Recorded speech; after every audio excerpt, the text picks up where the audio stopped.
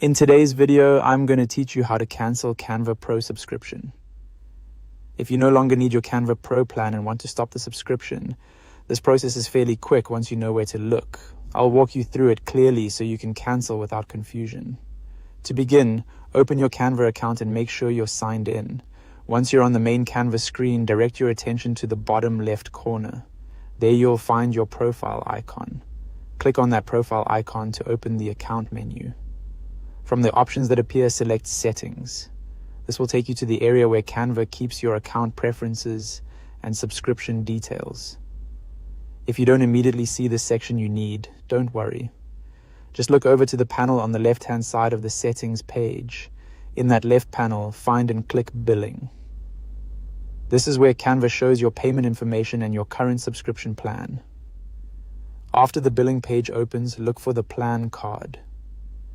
This section contains the main controls related to your Canva Pro membership.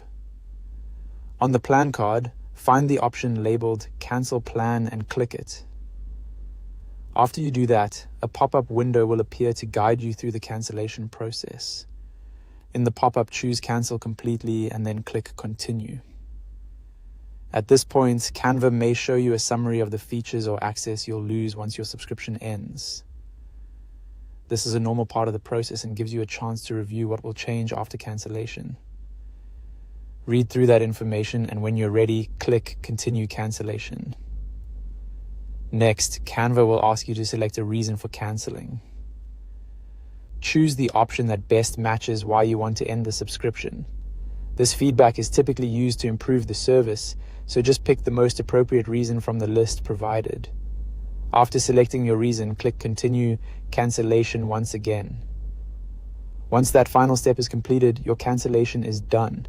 As a quick tip, after canceling, it's a good idea to double-check your billing page to confirm the plan status has updated correctly.